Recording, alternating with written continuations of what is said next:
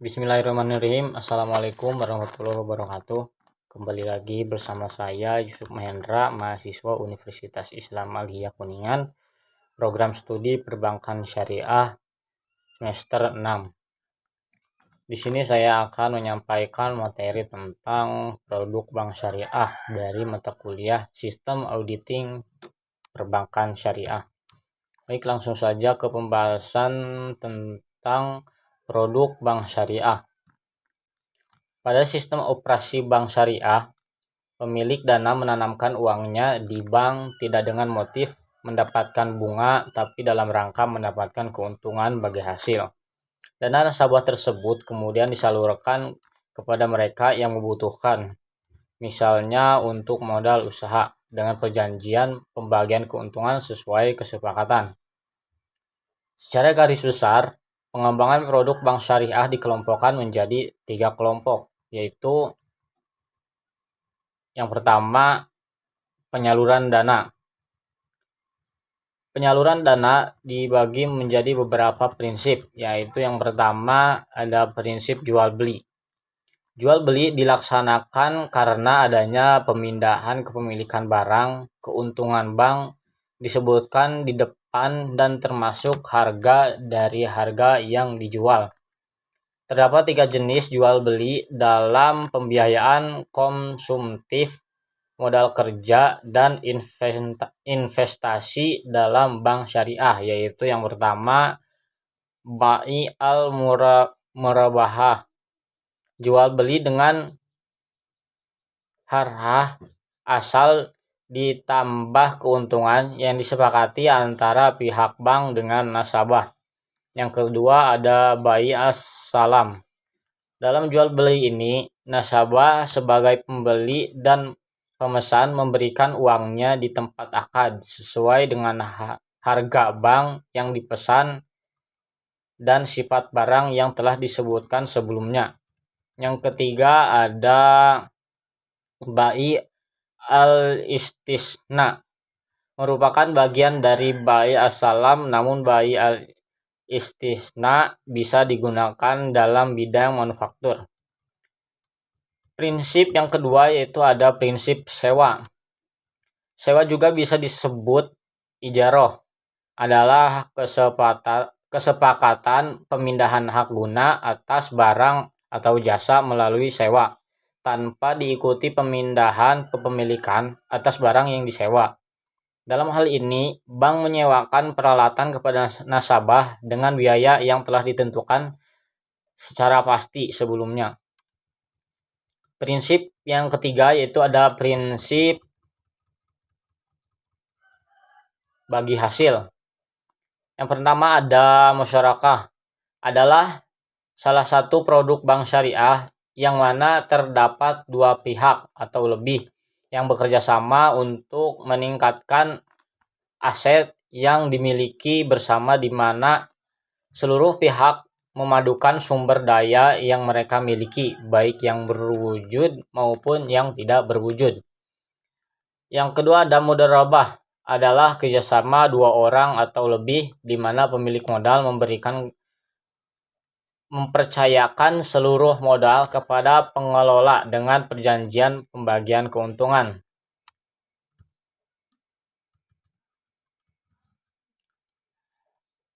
Produk bank syariah yang kedua yaitu ada penghimpun dana. Produk penghimpun dana pada bank syariah meliputi giro, tabungan, dan deposito.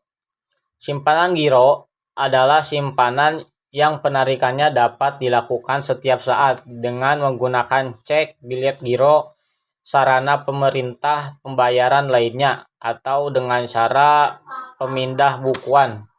Tabungan yang kedua yaitu ada tabungan, adalah simpanan yang penarikannya hanya dilakukan menurut syarat-syarat tertentu yang disepakati, tetapi tidak dapat ditarik dengan cek, bilet giro, atau alat lainnya yang dipersamakan dengan itu. Yang ketiga ada deposito, adalah salah satu tempat bagi nasabah untuk melakukan investasi dalam bentuk surat-surat berharga. Prinsip yang diterapkan bank syariah adalah yang pertama, prinsip wadiah. Penerapan prinsip wadiah yang dilakukan adalah wadiah yadamah yang diterapkan pada rekening produk giro, berbeda dengan wadiah amanah, di mana pihak yang dititipinya yaitu bank bertanggung jawab atas keutuhan harta titipan sehingga ia boleh memanfaatkan harta titipan tersebut. Sedangkan pada wadiah amanah, harta titipan tidak boleh memanfaatkan oleh yang dititipi. Prinsip yang kedua yaitu ada prinsip mudharabah. Dalam prinsip mudharabah, penyimpanan atau deposan bertindak sebagai pengelola dana yang tersimpan kemudian oleh bank digunakan untuk melakukan pembiayaan mudharabah. Maka bank bertanggung jawab atas kerugian yang mungkin terjadi. Produk bank syariah yang ketiga yaitu ada jasa perbankan. Selain dapat melakukan kegiatan menghimpun dana, menyalurkan dana, bank juga dapat memberikan jasa kepada nasabah dengan mendapatkan imbalan berupa sewa atau keuntungan jasa tersebut. Antara lain, yang pertama ada jual beli valuta asing. Adalah jual beli mata uang yang tidak sejenis namun harus dilakukan pada waktu yang sama. Bank mengambil keuntungan untuk jasa jual beli tersebut. Yang kedua yaitu ada ijarah. Kegiatan ijarah ini adalah menyewakan simpanan dan jasa tata laksana administrasi dokumen. Dalam hal ini, bank mendapatkan imbalan sewa dari jasa tersebut. Akad yang digunakan dalam bank syariah yang pertama ada akad titipan, yaitu akad berpola titipan atau wadiah. Ada dua, yaitu wadiah yad amanah dan wadiah yad damanah. Wadiah yad amanah adalah titipan yang bersifat amanah belaka. Kedua pihak melakukan kesepakatan barang yang dititipkan tidak dipergunakan untuk apapun oleh pihak yang dititipi. Sedangkan wadiah yad damanah adalah akad titipan di mana pihak yang dititipi harus menanggung kerugian. Akad yang kedua yaitu akad pinjaman. Akad yang berbentuk pinjaman yang diterapkan dalam perbankan syariah adalah qard dan turunannya qardul hasan. Karena bunga dalam Islam, maka pinjaman qard maupun qardul hasan merupakan pinjaman tanpa bunga. Lebih khusus lagi, pinjaman qardul hasan merupakan pinjaman kebajikan yang tidak bersifat komersial tetapi bersifat sosial. Akad yang ketiga yaitu ada akad bagi hasil. Akad bank syariah yang utama dan paling penting yang disepakati oleh ulama adalah akad dengan pola bagi hasil dengan prinsip mudharabah dan musyarakah.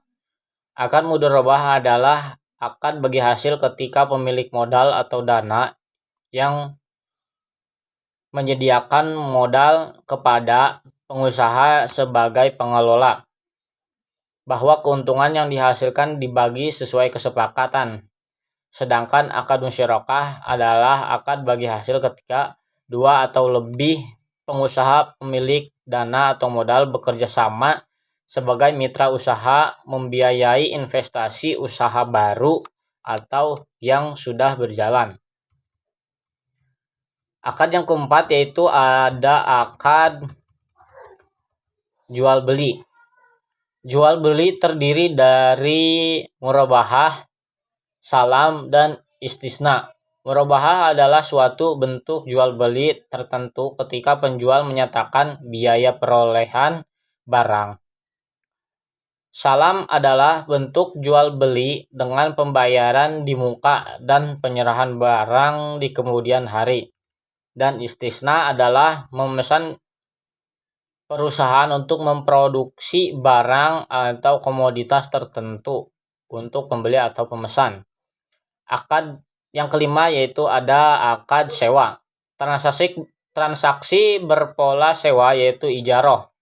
Ijaroh adalah suatu jenis akad untuk mengambil manfaat dengan jalan penggantian.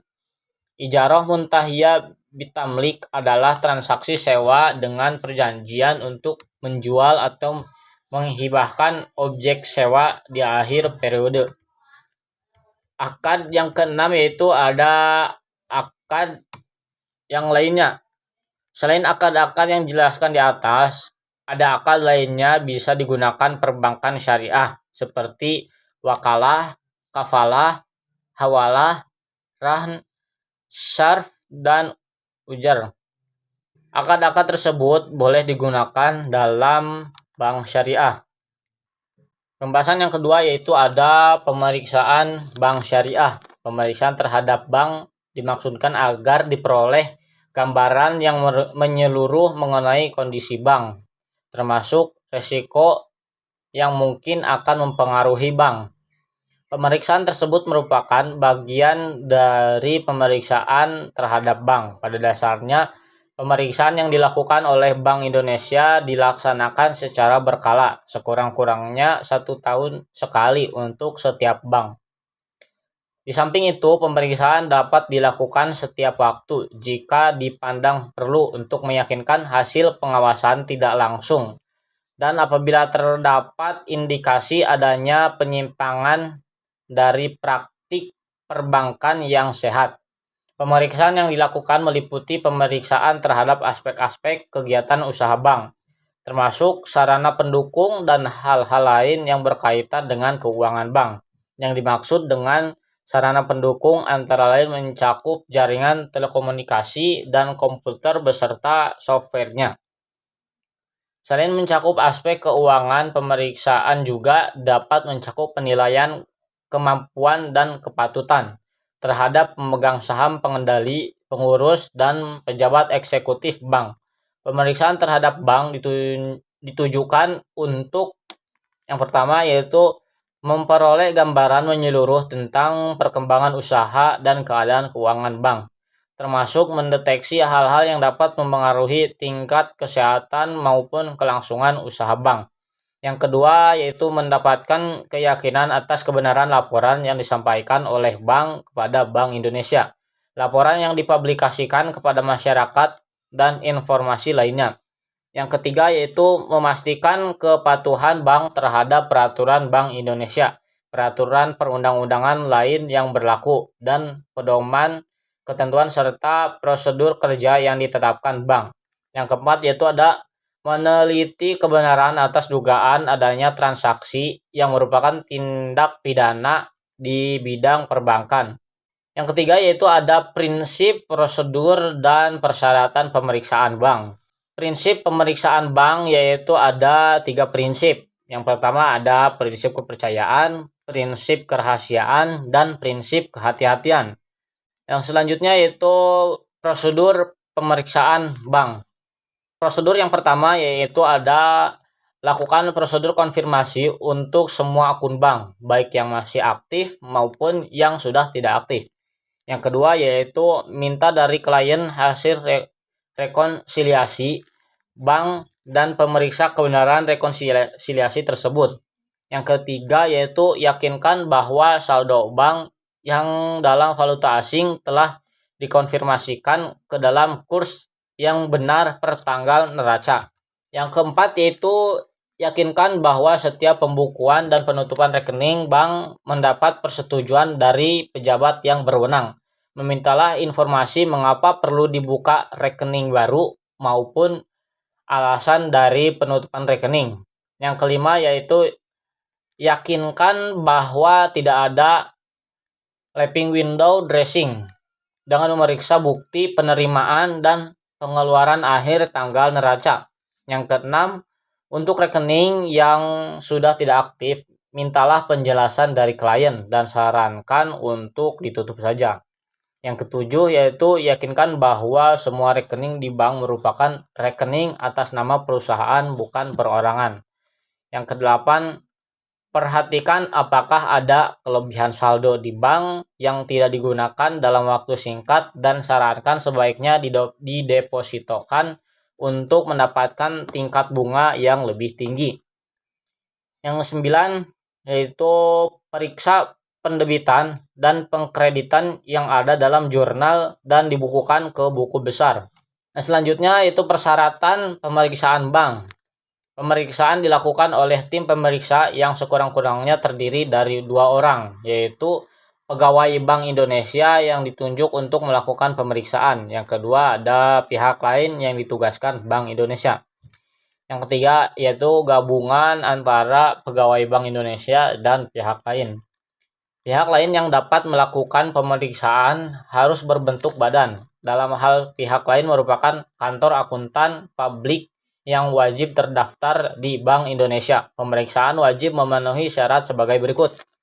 Yang pertama yaitu tidak termasuk dalam daftar orang tercela sesuai dengan ketentuan Bank Indonesia.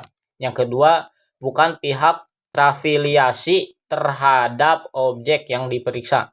Yang ketiga yaitu memiliki sikap mental yang baik dan etika serta tanggung jawab profesi yang tinggi.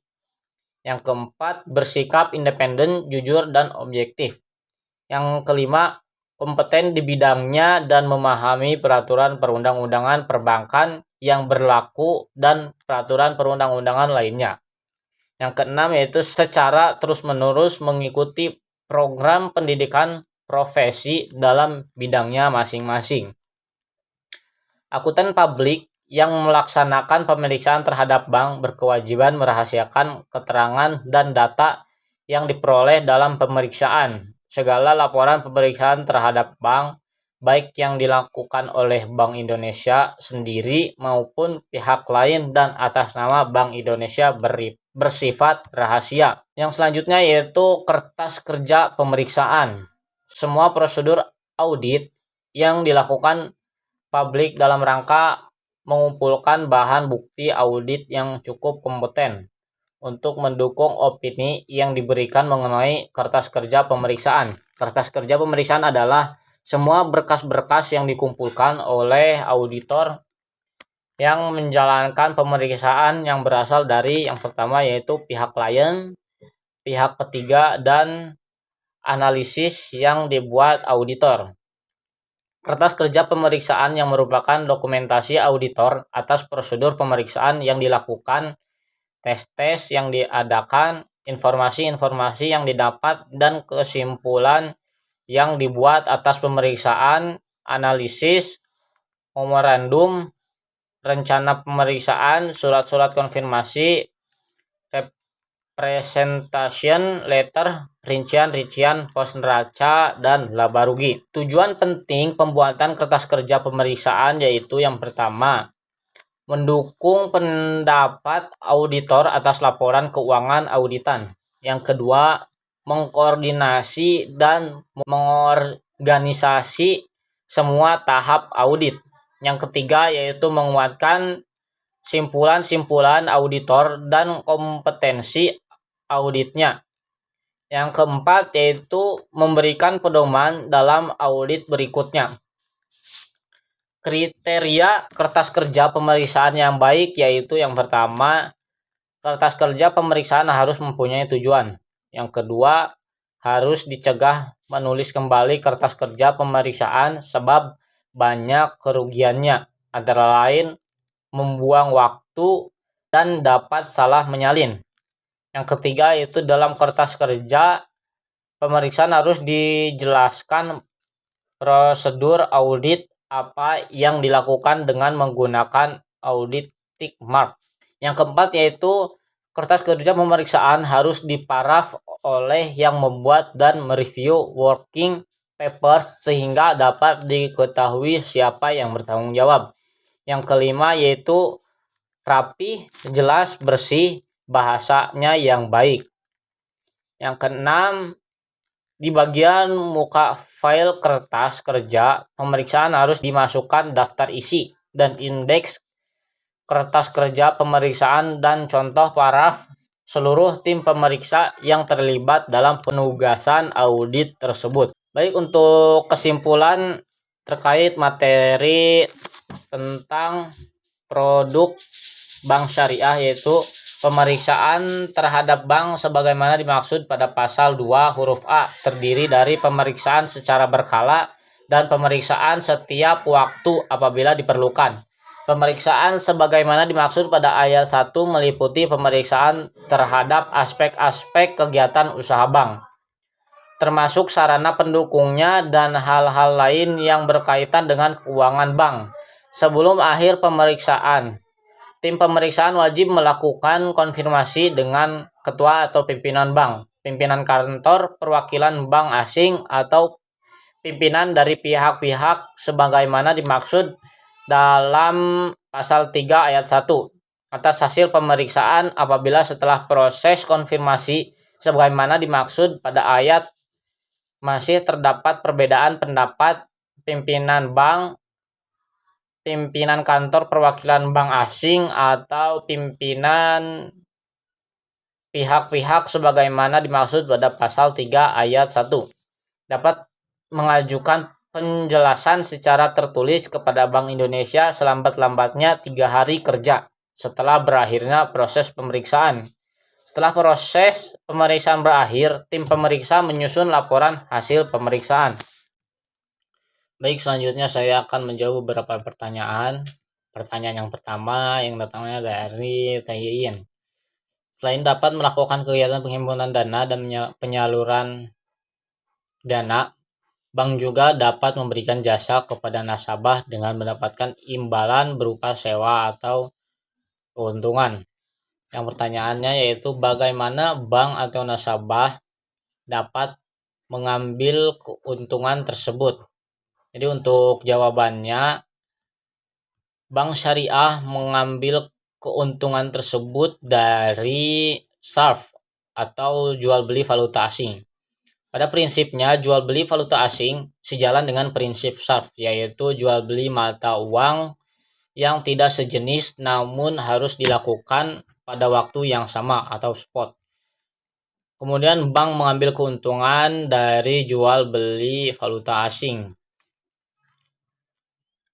Keuntungan yang kedua yaitu ijaroh atau sewa. Kegiatan ijaroh ini adalah menyewakan simpanan atau safe deposit box dan jasa tata laksana administrasi dokumen atau kustodian. Dalam hal ini, bank mendapatkan imbalan sewa dari jasa tersebut. Lanjut ke pertanyaan yang kedua, yaitu pertanyaan yang datangnya dari Teh Rizka. Dari banyaknya produk-produk yang ada di bank syariah, pasti mempunyai sisi unggul dari masing-masing produk tersebut. Dari tantangan zaman yang semakin berkembang, pasti akan selalu muncul produk-produk baru. Yang pertanyaannya itu, bagaimana sih suatu produk bank syariah itu tetap mempertahankan eksistensinya ketika bermunculannya produk baru? Jawabannya yaitu beberapa alternatif strategi yang bisa dilakukan untuk mengembangkan bank syariah, yaitu penetrasi pasar, pengembangan produk-produk bank syariah yang kreatif dan inovatif, peningkatan promosi dan sosialisasi terhadap produk-produk bank syariah, peningkatan kualitas pelayanan, peningkatan kerjasama dengan institusi.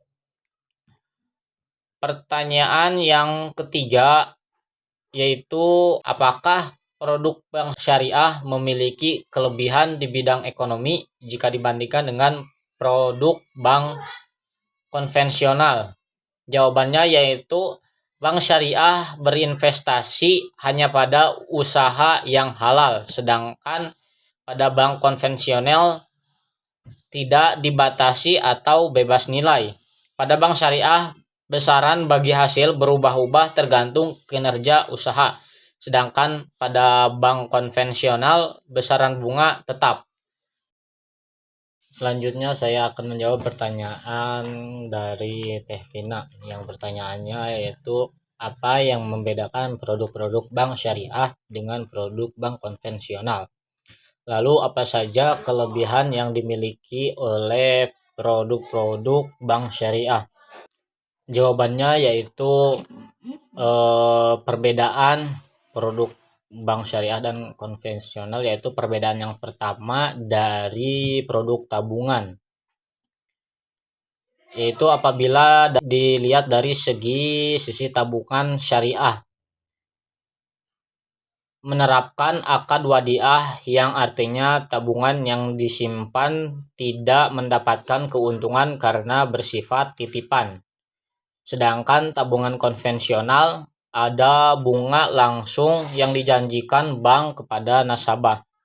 Perbedaan yang kedua yaitu dilihat dari sisi deposito.